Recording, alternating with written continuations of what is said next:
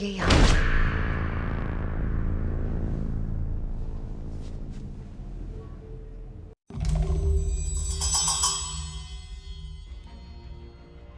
तो episode number 2 the boy की कहानी की शुरुआत कैप्टन आई के पास की यादों से या उसके खतरनाक सपने से शुरू होती है। और जब उसकी जंगल में आँख खुलती है तो उसे अपनी बेटी की आवाज़ या उसके गाने की आवाज़ उसे सुनाई देने लगती है। और जब वो उसकी आवाज़ का पीछा करते हुए घर तक पहुंचता है तो अपनी वाइफ और अपनी बेटी को देखने के बाद वहाँ पे आग लग जाती है। और जब वो इस नज़ारे को देखकर दर्द में चिल्लाने लगता है तो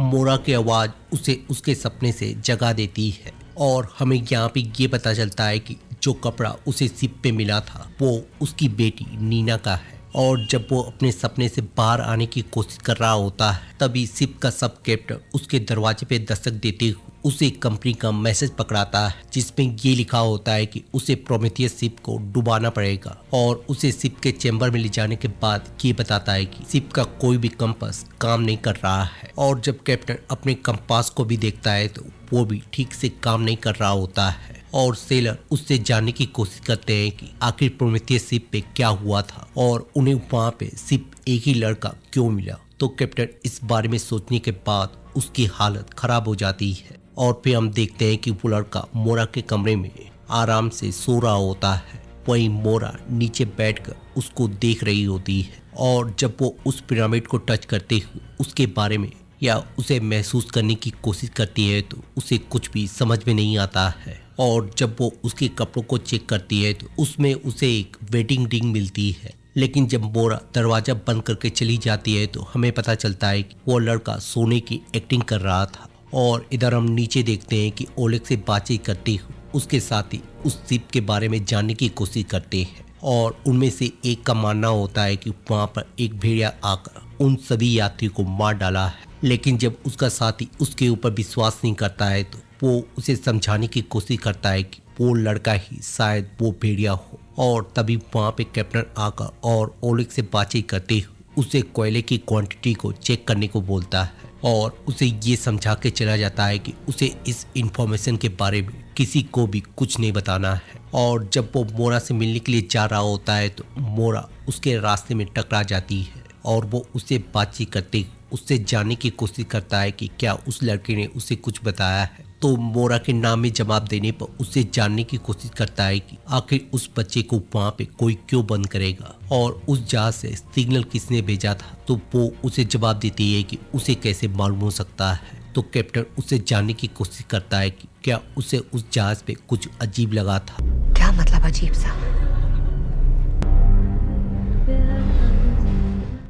तभी कैप्टन को उसकी बेटी की आवाज या उसके गाने की आवाज फिर से सुनाई देने लगती है। और जब वो मोरा से उस आवाज के बारे में पूछता है तो उसे किसी की भी गाने की आवाज नहीं सुनाई दे रही होती है। और जब मोरा उसके पास जाकर उससे पूछती है कि क्या वो ठीक है तो वो उसको घूरने के बाद वहाँ से चला जाता है। और इधर हम सेकेंड क्लास में देखते हैं कि प्रोमेथियस में किसी के ना मिलने की वजह से या सिर्फ एक लड़के के मिलने की वजह से वो लोग बहुत ज़्यादा डरे हुए हैं। और इधर जब मोरा अपने रूम के पास आती है तो डेनियल उसके रूम को खोलने की कोशिश कर रहा होता है। तो वो उसको देखने के बाद उससे माफ़ी मांगते हुए बताता है कि उसके रूम से अजीब सी आवाज़ें सुनाई दे रही थी, जैसे कि मानो कोई कुछ कहने की कोशिश कर रहा हो। और फिर दोनों एक दूसरे को अपना परिचय देने के बाद जब मोरा उससे पूछती है कि क्या वो उसे पहले से जानती है तो डेनियल उसे बताता है कि उसे नहीं लगता है कि वो उसको जानती है। और फिर डेनियल के जाने के बाद वो भी अपने कमरे में चली जाती है। और जब वो उसके पास बैठकर उससे जानने की कोशिश करती है कि उस शिप में क्या हुआ था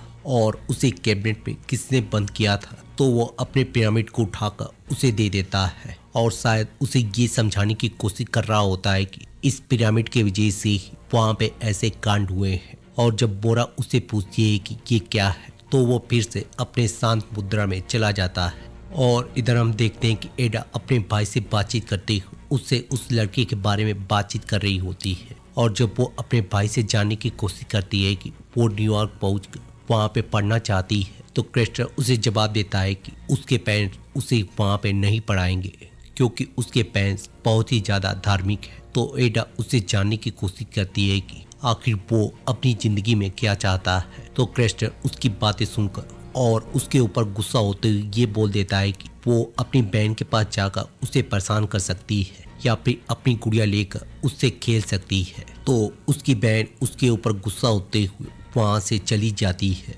और फिर एंजल उसे ढूंढते हुए वहाँ पे पहुँच जाता है और फिर उससे आंखें चार करने के बाद अपने सिगरेट के पैकेट को उसके पैंट में डाल देता है और तभी टोबी उसे ढूंढते हुए वहाँ पे पहुँच जाती है। तो एंजल उससे फिर से मिलने को बोलकर वहाँ से चला जाता है। तो टोबी उससे पूछताछ करते हुए जब एंजल के बारे में उससे पूछती है तो वो उसे ये बताता है कि वो उसके बारे में कुछ नहीं जानता है। तो टोबी उसे अपना वादा याद दिलाते हुए वहाँ से चली जाती है और इधर हम देखते हैं कि कैप्टन अपने सब कैप्टन के साथ मीटिंग कर रहा होता है और उसे बताता है कि सब लोग उस लड़की की वजह से परेशान हो रहे हैं और वो लोग ये जानना चाहते हैं कि इतना समय बीतने के बाद भी वो लोग अपने सफर को क्यों नहीं कंटिन्यू कर रहे हैं। लेकिन कैप्टन उसकी बातों का कोई जवाब नहीं देता है। और इधर जब लिंगेई प्रोमेथियस को देख रही होती है तो लूसियन उससे जानने की कोशिश करता है कि उसके हिसाब से वहाँ पे क्या हुआ होगा, लेकिन लिंगेई उसके सवालों का कोई जवाब नहीं देती है। तो लूसियन जापान के कल्चर के बारे में या वहाँ के बारे में तारीफ करते हुए जब उससे दोस्ती करने की कोशिश करता है तो उसकी माँ वहाँ पे पहुंचकर उसे ले जाती है। लेकिन हम इसके पीछे देखते हैं कि वर्जीनिया वेस्लर इस आंख मिचौली को चुपके से देख रही होती है और फिर लूसियन से बातचीत करते हुए और उसे इशारा देते हुए ये समझाने में कामयाब हो जाती है कि वो उसके बारे में सब कुछ जानती है। और जब लूसियन उसे जवाब देने की कोशिश करता है कि उसकी बेकरारी इतना ज़्यादा गिर नहीं सकती है तो वो उसे जवाब देती है कि वो अपने बारे में बात नहीं कर रही है बल्कि वो उस खूबसूरत लड़की के बारे में बात कर रही है जिसे वो देख रहा था।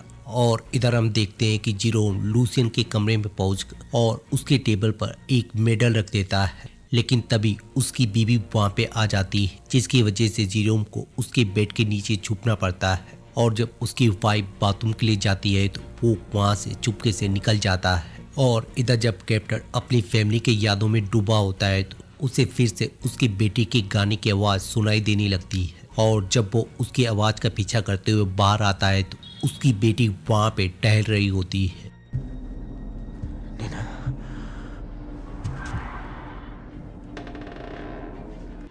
और जब वो उसका पीछा करते हुए उस रूम में दस्तक देता है तो उसके खोलने के साथ ही वो अपने घर पे पहुंच जाता है जहाँ पर उसकी बीवी उसके 3 बेटियों के साथ बैठी होती है और उसकी बड़ी बेटी एक किताब को पढ़ते हुए गाने को गा रही होती है। और जब उसकी बीवी की नज़र उसके ऊपर पड़ती है तो वो ऐसा बिहेव करती है कि उसका पति वहाँ पे सच में मौजूद है और फिर अपनी बेटियों को ऑर्डर देते हुए उन्हें सोने के लिए भेज देती है और फिर उससे खाना गर्म करने को कहकर वहाँ से चली जाती है। और जब आइल अपनी बेटी को पुकारता है तो उसकी बेटी उसे बताती है कि वो सपने उससे फिर से आने लगे हैं, लेकिन उसे घबराने की कोई ज़रूरत नहीं है और उसकी माँ जल्दी ठीक हो जाएंगी। और उसे समझाने की कोशिश करती है कि उसे अपनी पत्नी को भूलना पड़ेगा और अगर उनकी किस्मत में उनका साथ लिखा है तो वो लहरों के साथ बहते हुए उनसे ज़रूर मिलेंगी।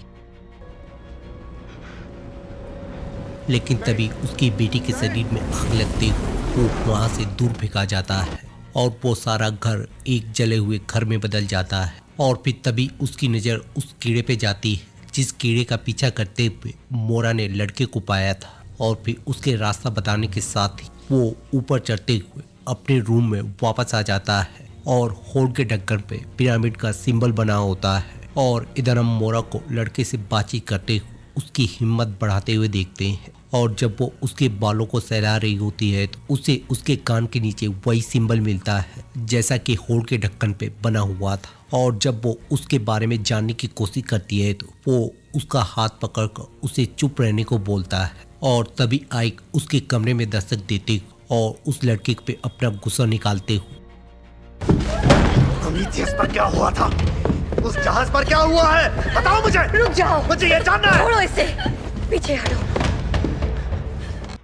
तो मोरा उसे शांत करते हुए उसे पीछे हटा देती है। और बाहर जाने के बाद कैप्टन उसे समझाने की कोशिश करता है कि उस शिप में जरूर कुछ गड़बड़ है और उस लड़के को कुछ जरूर मालूम है और उसने अपनी बेटी की आवाज़ सुनी है जो कि पहले ही मर चुकी है, और फिर उसे गुस्से में बताता है कि उसने सिर्फ उसकी आवाज नहीं सुनी है बल्कि उसे देखा भी है। तो मोरा उसे शांत करते हुए समझाने की कोशिश करती है कि वो अपने गुस्से की वजह से कुछ सोच नहीं पा रहा है और उसे अपने आप पे कंट्रोल रखने की जरूरत है। तभी वहाँ पे डेनियल पहुँच जाता है और कैप्टन उसे देखने के बाद उससे माफी मांगते हुए वहाँ से चला जाता है। और हम देखते हैं कि डेनियल मोरा से बातचीत करते हुए उस लड़के को बहुत ध्यान से देखता है, जैसे कि दोनों एक दूसरे को बहुत ही अच्छी तरह से जानते हैं। और इधर क्लेमेंसी की मुलाकात जीरोम से होती है और दोनों एक दूसरे से बातचीत करते हुए एक दूसरे की तरफ खींचे चले आते हैं। और जब वो उससे गुड बाय करके वहाँ से जा रहा होता है तभी उसका सामना फ्रांस से हो जाता है, जो उसकी सच्चाई को जान चुका होता है। और फिर थोड़ी मशक्कत और फाइट करने के बाद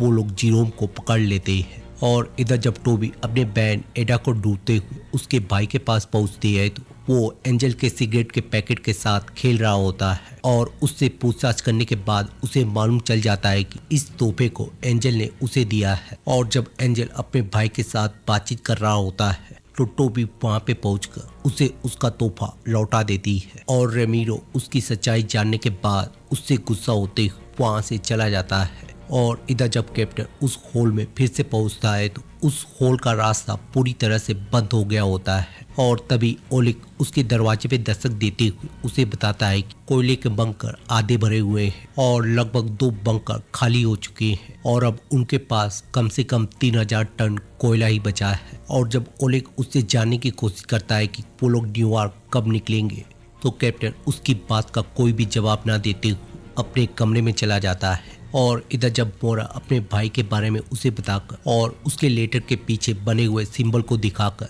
जब अपने भाई के बारे में जानने की कोशिश करती है तो तभी उसे बाहर हलचल सुनाई देने लगती है। और फिर बाहर गार्ड से बातचीत करने पे पता चलता है कि वो सभी लोगों को डाइनिंग रूम में फिर से बुला रहे हैं। तो मोरा उसे सोने को बोलकर वहाँ से चली जाती है। और इधर जब एंजल अपने भाई के पास पहुंचकर उसे मनाने की कोशिश करता है तो उनकी बातचीत से पता चलता है कि वो दोनों एक दूसरे के भाई नहीं है बल्कि रेमीरो उसका नौकर होने के साथ साथ उसका लवर है। और फिर एंजल उसके गुस्से को शांत करने के लिए उसे किस कर लेता है और फिर दोनों मिलकर एक साथ सेक्स करने लगते हैं। और इधर डेनियल अपने रूम से निकलकर अपने कीड़े को फर्श पे छोड़ देता है और उसका कीड़ा वहाँ से टहलते हुए एडा के पास पहुँच जाता है। और वो कीड़ा उसे भी रास्ता दिखाते हुए शिप के ऊपर ले आता है जहाँ पर डेनियल उसका इंतजार कर रहा होता है। और फिर अपने कीड़े को अपने हाथ में लेने के बाद और उससे माफी मांगते हुए उसका वही असर करता है जो वो अपने प्लान के अकॉर्डिंग करने वाला था।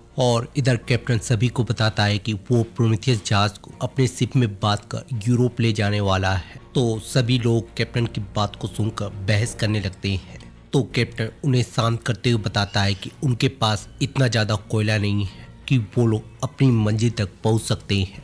और जब सभी लोग उसके डिसीजन के खिलाफ उससे बहस करने लगते हैं तो कैप्टन उनकी बातें सुनने के बाद उन्हें बताता है कि वो अपना फैसला ले चुका है और वो अपनी बात से पीछे नहीं मुड़ेगा। और जब बोरा उसे जाकर समझाने की कोशिश करती है तो वो उस कंपनी के मैसेज को देकर उसे बताता है कि उस शिप में कुछ न कुछ जरूर गड़बड़ है और कंपनी इस राज को छुपाना चाहती है। और उसे अपना लेटर दिखाते हुए ये भी बताता है कि शायद कोई चाहता था कि वो इस शिप के बारे में जरूर पता लगाए, लेकिन मोरा उस लेटर के पीछे के शब्दों को पढ़ने के बाद और पेपर कटिंग को देखने के बाद उसे अपने लेटर के बारे में नहीं बताती है। और कैप्टन उसे समझाते हुए बताता है कि उसे हर हाल में जानना है कि आखिर उस शिप में कौन से राज छुपे हैं। तुम समझ नहीं रहे हो, हम वापस नहीं जा सकते, मैं वापस नहीं जा सकती। माफी चाहता हूँ। और जब बोरा कैप्टन से मिलने के बाद अपने रूम की तरफ आती है तो डेनियल उसका इंतजार कर रहा होता है और वो उसे समझाने की कोशिश करता है कि कैप्टन का फैसला बिल्कुल गलत है और वो नहीं जानते हैं कि इस फैसले की वजह से यहाँ पर क्या बवाल मच सकता है। और फिर प्रोमेथियस जहाज को कैटब्रोस से बांधने के बाद वो लोग वापस यूरोप के लिए लौटने लगते हैं। और फ्रांस भी अपने सब कैप्टन और सेलर से बातचीत करते हुए ये समझाने की कोशिश करता है कि उन्हें कंपनी के खिलाफ जाने की वजह से इसकी कीमत चुकानी पड़ सकती है। और जब फ्रांस उनसे बातचीत करके वापस जा रहा होता है तो उसकी नज़र एडा पे पड़ती है और इधर डेनियल अपने रूम में मोरा की एक पुरानी तस्वीर को देखते हुए उसे याद कर रहा होता है और फ्रांस कैप्टन के पास पहुंचकर उसे एडा की मौत की खबर देता है।